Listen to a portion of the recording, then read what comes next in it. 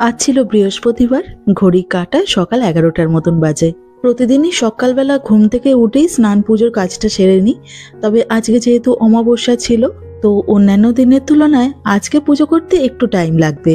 তো সেই কারণে বাচ্চাদেরকে স্কুলেতে দিয়ে এসে তারপরে পুজোর কাজটা সেরেছিলাম। তো দোকান থেকে কালকে এই লাল রঙের ফুলের একটা বুকে নিয়ে চলে এসেছিলাম। তারপরে 5 রকমের ওই ফল কেটে দিয়েছিলাম। আর যেহেতু মিষ্টি ছিল না, তো সেই কারণেই একটুখানি সিমুইয়ের পায়েস করেছিলাম, সাথে ছিল লুচি আর আলুর দম। এই সামান্য আয়োজন করেছিলাম এই মাসের অমাবস্যার পুজোয়।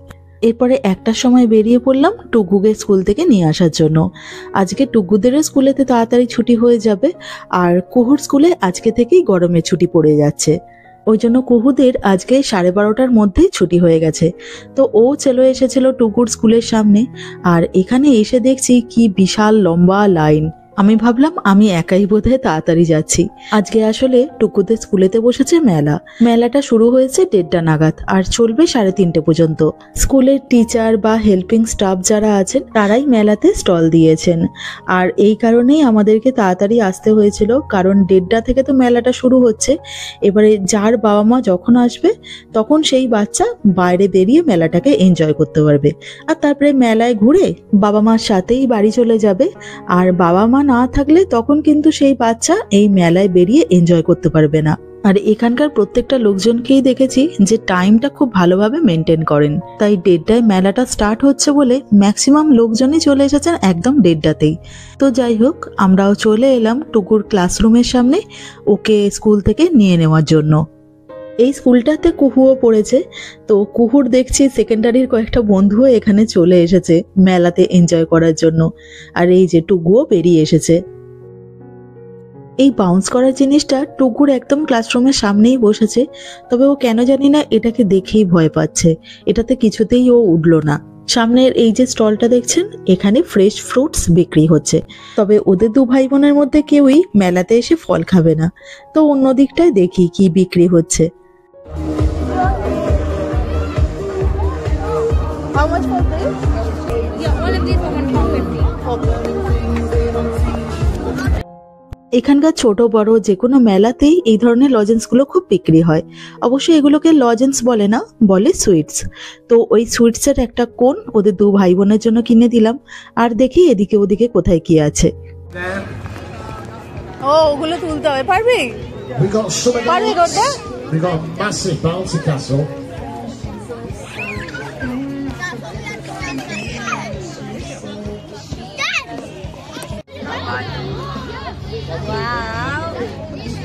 চলো যাও।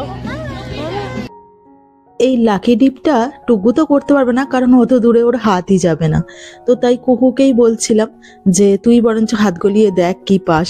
তো ও এখান থেকে একটা ব্যান্ড টাইপের কিরকম জিনিস পেয়েছিল, মানে এমনিতে সোজা হয়ে যাবে স্কেলের মতন, তারপরে আবার হাতে ঘুরিয়ে দিলে ব্যান্ড হয়ে যায়, একটা অদ্ভুত টাইপের জিনিস। তো যাই হোক, ওগুলো আবার এরা খুব পছন্দ করে। যাক, ওদের জিনিস ওরা খুশি হলেই হলো। আর এই দিকটাতে চলছে ফেস পেন্টিং। এখানকার যে কোনো মেলাতে এই ফেস পেন্টিংটাও খুব করায় বাচ্চারা। এদেরই স্কুলে 3 জন টিচার এই পেন্টিংটা করছেন। তবে কুহু এটা করতেও রাজি হলো না। আর এই জায়গাটাতে হচ্ছে ননভেজ নানান রকমের জিনিস, যেরকম ধরুন বার্গার, নান, চিকেন এইসব বিক্রি হচ্ছিল। তো আজকে যদিও অমাবস্যা, আমরা তো এইসব একদম ছোঁয়া খাই না, তবে কুহুর অতটা খেয়াল ছিল না। ও ওর বন্ধুদের সাথে কিনে খেতে শুরু করে দিয়েছিল। তো তাই আমি বললাম একদম বাইরেই এগুলোকে খেয়ে নে, এগুলো নিয়ে আর ঘরে ঢুকিস না। তো যাই হোক, আজকে মেলা থেকে এই টুকটাক কয়েকটা জিনিস কিনে বাড়ি ফিরলাম। বাবা এরকম ফু দিয়ে নয়, বা তাতেও তো বেশ হচ্ছে বাবু। এই দেখ বাবলস। চলো আগে জুতোটা খোলো, জুতো না খুলেই বাবলস করতে শুরু করে দিয়েছে। বাহ, ভালোই করছে তো। এই বাবলসটা টুকু আজকে স্কুল থেকেই পেয়েছে। ওদের এক একটা ক্লাসের বাচ্চাদেরকে এক এক রকমের জিনিস দিয়েছে।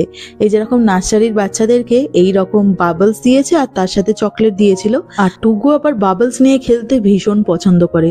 তো তাই জন্য দেখুন না, স্কুল থেকে ফিরে এসে জুতো খোলেনি, মেয়ের জামা কাপড়ও ছাড়া হয়নি, এখন ওই নিয়েই খেলতে বসে গেছে দুজনে মিলে। এই সারাটা গরমের ছুটি আমাদের বাড়িতে যেন তাণ্ডব চলবে। কি সুন্দর বাবলস হচ্ছে। আজকে তো সারাদিন আমাদের ওই লুচি আলুর দম এইসবই খেতে হয়েছে। আর এই স্ট্রবেরিগুলো পুজোর জন্য নিয়ে এসেছিলাম। কুহু আবার এই স্ট্রবেরি খেতে ভীষণ পছন্দ করে, তবে এগুলো খুব তাড়াতাড়ি নষ্ট হয়ে যায়, তো তাই জন্য কুহুকে বাদবাকি স্ট্রবেরিগুলো সব দিয়ে দিলাম। ইংল্যান্ডের ম্যাক্সিমাম কাঠের বাড়ি বা ফ্ল্যাটের ব্যালকনিগুলোও হয় কাঠেরই তৈরি, এই রকম মাঝখানটা ফাঁকা ফাঁকা টাইপের থাকে। অবশ্য সকলের এই জিনিসটা থাকে না, তবে একটা জিনিস ম্যাক্সিমাম ক্ষেত্রেই কমন, সেটা হচ্ছে এখানকার ব্যালকনিতে যে রেলিংটা থাকে সেটা থাকে কাঁচ দিয়ে ঘেরা, এই রকম মোটা পুরো কাঁচ লাগানো থাকে। আর ইংল্যান্ডের ম্যাক্সিমাম ফ্ল্যাটের ব্যালকনিগুলোই কিন্তু হয় এই রকম কাঁচ লাগানো। যেহেতু এই ধরনের ব্যালকনি সব জায়গাতেই দেখতাম, তো তাই এতদিন ভাবতাম যে এগুলো বোধহয় সেফ, কিন্তু এখন আর তা মনে হচ্ছে না। এই সবেমাত্র আমি সোফাতে বসেছিলাম আর হঠাৎ করে বিশাল জোরে একটা আওয়াজ পেলাম। বাইরে বেরিয়ে এসে দেখি আমার ঠিক একদম ওপরের ব্যালকনিরই কাঁচটা নিচে ভেঙে পড়ে গেছে। এবারে সামারটাতে যেহেতু এখানে গরম বেশ ভালোই পড়েছিল, তো তাই জন্য লোকে বলছে নাকি গরমের কারণে এইরকম ভাবে কাঁচটা ভেঙে গেছে। কি অবস্থা ভাবতে পারছেন? আমরা একে থাকি 16 তলায়, তার উপরে বাড়িতে বাচ্চা কাচ্চা আছে। তো এইটা তো দেখেই আমার ভয় লেগে যাচ্ছে। এমনিতেই আমি বাচ্চাদেরকে ব্যালকনিতে একা একা আসতে দিই না। আর শুধুমাত্র ব্যালকনি তো নয়, এখানে যে জানলাগুলো সেগুলো তো নিচে থেকে উপর পর্যন্ত কাঁচ দিয়ে ঘেরা, তো তাই জন্য বাচ্চাদেরকে একদম কাঁচের ধারেই যেতে দেবো না এবার থেকে।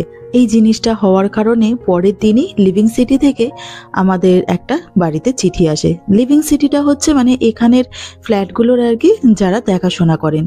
উপর থেকে যেহেতু ব্যালকনির কাঁচটা ভেঙে পড়ে গেছে, তো তাই জন্য আমাদের কাছে একটা চিঠি এসেছিল যে পরিষ্কার যতক্ষণ না পর্যন্ত করা হচ্ছে ততক্ষণ পর্যন্ত ব্যালকনিতে না যাওয়ার জন্য। এটা ছাড়াও খুব তাড়াতাড়ি আমাদের বাড়িতে আর কি ব্যালকনিগুলো ইন্সপেকশন করার জন্য লোকজন আসবেন।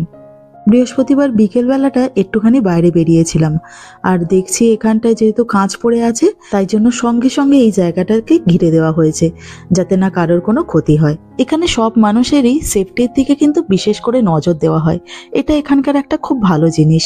তো যাই হোক, সুদীপ্ত অফিস থেকে বাড়ি ফেরার পর একটুখানি ওদেরই ওই অফিসের সামনেটাতেই ঘুরতে বেরোলাম, কারণ আজকে যেহেতু অমাবস্যা আছে, তো তাই রান্নাবান্না তো সেরকম কোনো ঝামেলা ছিল না। তাই বাচ্চাদেরকে নিয়ে কোথায় আর যাবো, ওই ওদের অফিসের সামনেটাতেই চলে এলাম। আর এখানে চারিদিকে নানান রকমের গাছপালা পুরো ভর্তি, দেখুন ফুল ফল সব রকমেরই গাছপালায় ভর্তি। আর এখন যেহেতু সূর্যমুখী সিজন, তো তাই চারিদিকে অনেক সূর্যমুখী গাছও লাগানো আছে। এরপর এই একটা গাছ দেখছি ফলেতে পুরো ভর্তি হয়ে আছে, আর এটাকে তো দেখে চেরি মনে হচ্ছে, তবে এখনো পাকেনি, কাঁচা অবস্থায় আছে। লাল হলে বুঝবো এটা চেরি। এই গাছগুলোকে দেখুন, ওই আমাদের দেশে সন্ধ্যা তারা না আকাশমণি ওই ফুলগুলো হয় না, অনেকটা সেরকম টাইপের দেখতে লাগছে। কি সুন্দর, চারিদিকটা একদম সবুজে সবুজ হয়ে আছে। কত রকম নাম না জানা নানান ধরনের বাহারি গাছ লাগানো আছে, আর ফুলও দেখুন না পুরো যেন ভর্তি। এদিকে আবার এরা ঘুরতে ঘুরতে এখানে এসে বসে পড়েছে। কি হলো? এই গরমের সময়টাতে কোনো বাগানে আপেল গাছ থাকবে না সেটা তো হতেই পারে না। এখানেও দেখুন না গাছেতে একদম ঝাঁকে ঝাঁকে আপেল ভর্তি হয়ে আছে। এখানের মধ্যে কিছু কিছু আবার আপেল দেখছি পেকে নিচে পড়ে আছে, ওই পাখিরাই এগুলো টুকরে টুকরে খায়। এখানের এই পুরো জায়গাটাই আপেল গাছে ভর্তি, আর এগুলো সবই হচ্ছে লাল আপেল। কিছু কিছু পেকে গেছে আর কিছু কিছুতে এখনো রং ধরেনি। তো যাই হোক, এদিকে আবার এনাদের খেলাধুলা বেশ অনেকক্ষণ ধরেই হয়েছে, আর এরপরে আমরাও বাড়ির পথে রওনা দিলাম। এই দেখুন যেতে যেতে কাশফুলগুলো চোখে পড়লো, যদিও এখন এগুলো বড় হয়নি, আর কিছুদিন বাদে বড় হয়ে যাবে। তো যাই হোক, রাস্তায় যেতে যেতে আজকের ভিডিওটা এখানেই শেষ করলাম। তো আমার আজকের এই ভিডিওটা আপনাদের কেমন লাগলো অবশ্যই কমেন্ট করে জানাবেন। আর সবাই ভালো থাকবেন, সবাই সুস্থ থাকবেন। দেখা হচ্ছে পরের ব্লগে। নমস্কার।